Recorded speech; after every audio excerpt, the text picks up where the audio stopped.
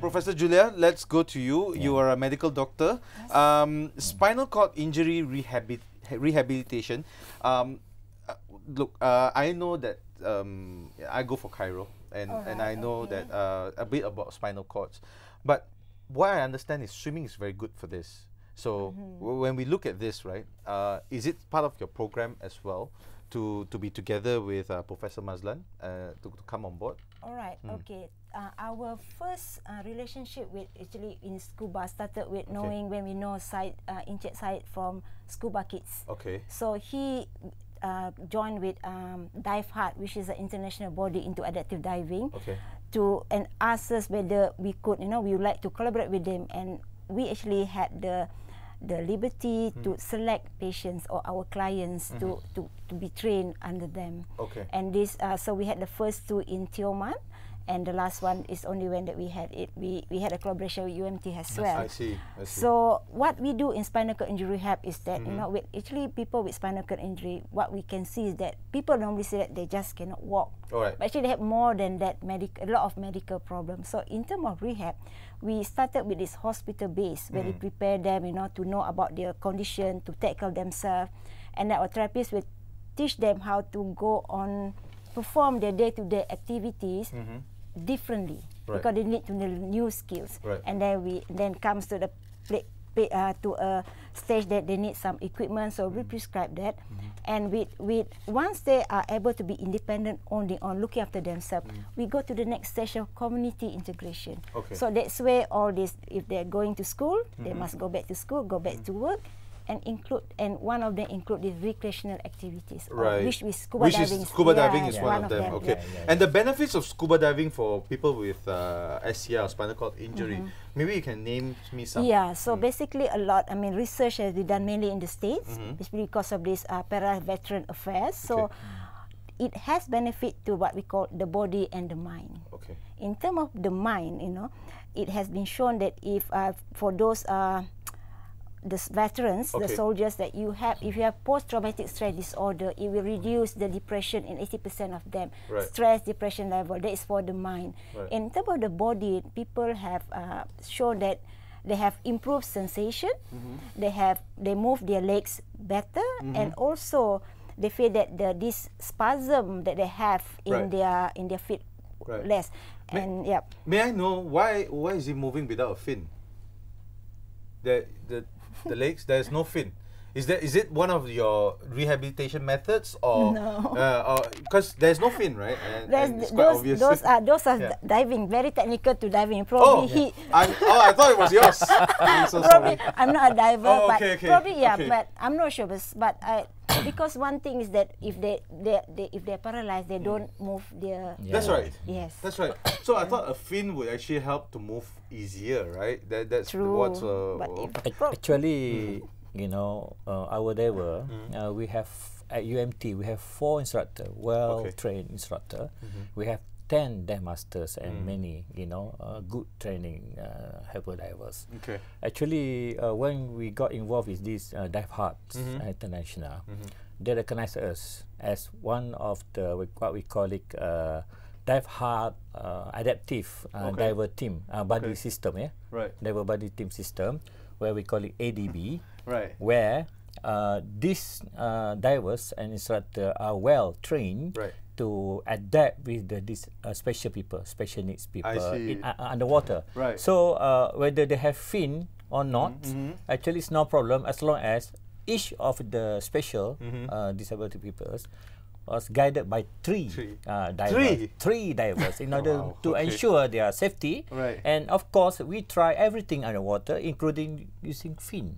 On their feet. Part of our participant is only got 1 leg. And still very young. Yeah, look at him. Right? Good, very powerful in terms of power, and we install fin on their left. So this is the guy, right? This is that's the guy. That's the guy. And then of course, he was so passionate on this thing, and was so very, very excited. Of course. Even in the water. Yeah, of course. So, that's about 3 meters, I think, 3 to 4 meters. It's not really that deep, right? Well, the deepest we went to actually about 12 meters. 12 meters. Maximum Maximum that they okay. can go. It's a recreational, height anyway. Height. And then, of course, during that time, we also the Dive Hard International, Jim Elliott, actually the founder of the Dive Hard International, also made a demo for the handling of the saber from on board to the waters. This tell me a little bit about this scene. What we're looking at. These are the 3 divers that you're saying assisting one person, course. right? Yes. And then the guy that's trying to move, he's the one with the spinal cord injury, is it? No, the one from our center are both female, so I'm not sure about this. Oh, okay. And he's trying to move his legs, and we can see over there. You can see it trying. Yeah, he's trying. And I think this is also one of the things that you are encouraging, right, Professor Julia? Yes. You're encouraging them to move their physical body. If they are able to do so, because quite a number of them, they have complete paralysis. Okay. So they can't move, but sometimes it looks as if it's moving because they are floating. Yes, Yeah, because it's buoyancy. Yes, it's buoyancy. Yes, so, that's but right. a lot. I mean, so far those that I brought to Tioman, 3 of them, all of them have complete paralysis. Okay. So there's no movement at all. There's no movement. Okay, we're gonna take a break, professors, and when we come back, we're gonna go on a little bit more. We talk about NGOs maybe later on, and we talk about the choosing of the Natural Marine Research Station in Pulau Bidong. Okay, all that and more after the break. Stay tuned. Thank you for staying with us here on BERNAMA today. I have 2 professors over here, Professor Dr. Mazlan and Professor Madhya Julia. And let's talk a little bit about the NGOs that are involved with you, right? Who should I direct this to? NGOs. Professor? Ken. Ken? All right, okay, let me see. NGOs involved. Who are the people that are with you today? All right. During our program, actually several NGOs involved. There are actually usual NGO that normally participate with the disabilities. Okay.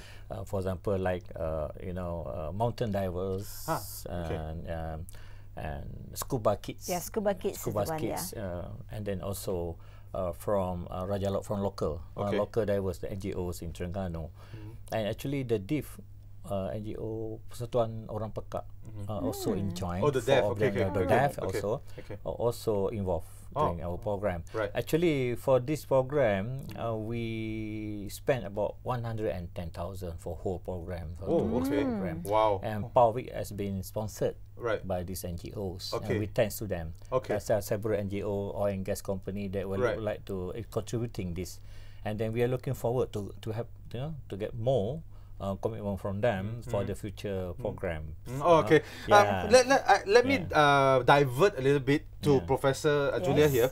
Professor Julia, we know diving and swimming is good for spinal rehabilitation.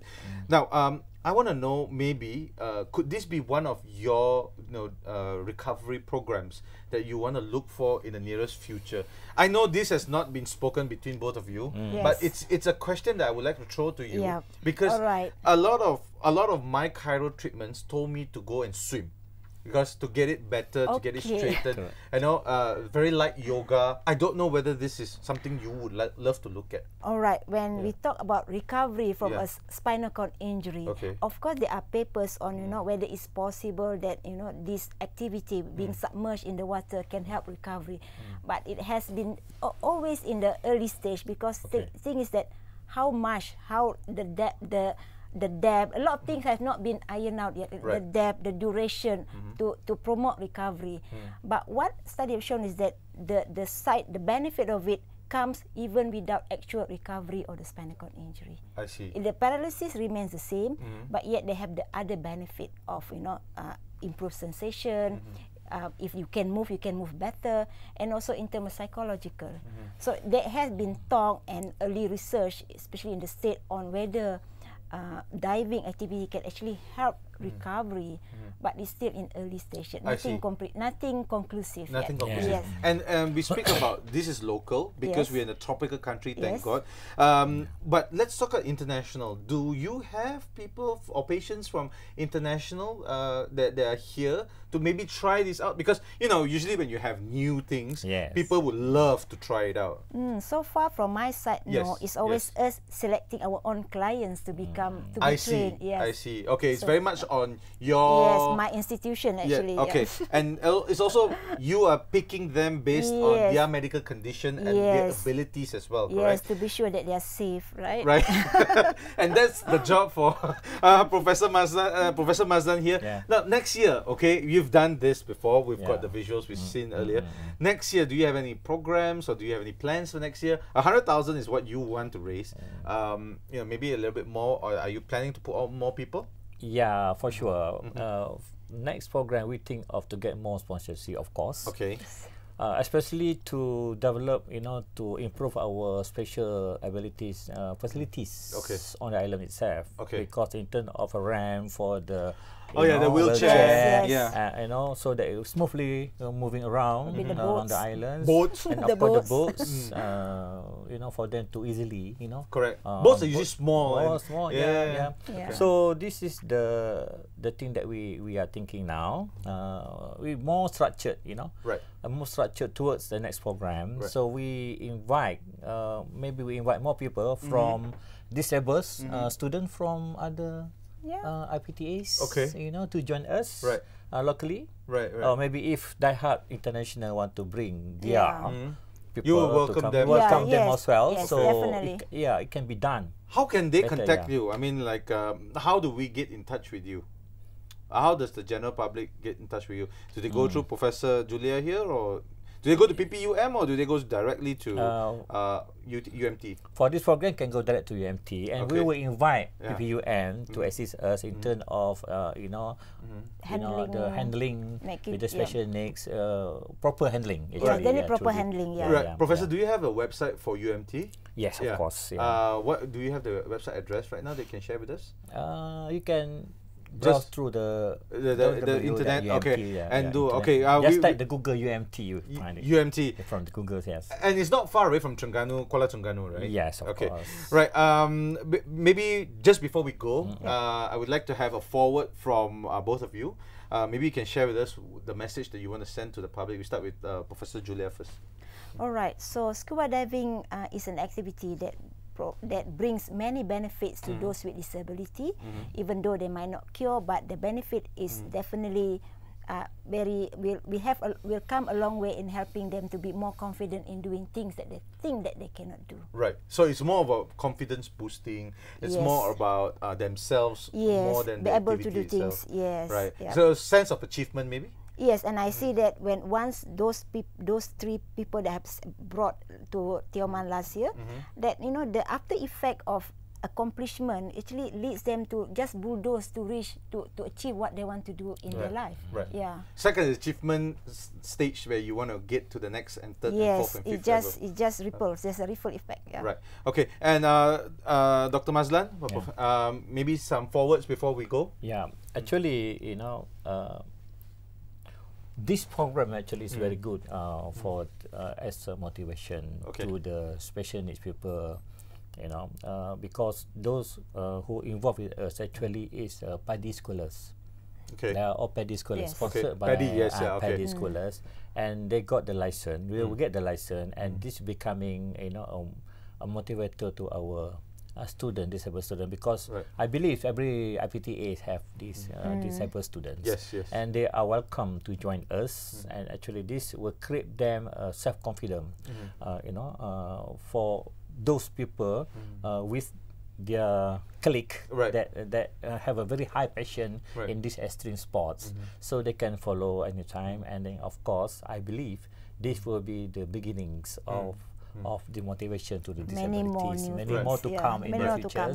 Then I hope that in terms of sponsorship, we hope that more donors from out there come, to us and support this, indirectly support. And of course, UMT, we have a special scheme, double tax deduction. Right. For those industry want to contribute in this, they can claim double tax from the LSDM. I see. And then they can put some money here and they can claim double tax for the LSDM. And of course, this will bring benefit to this program too. Right.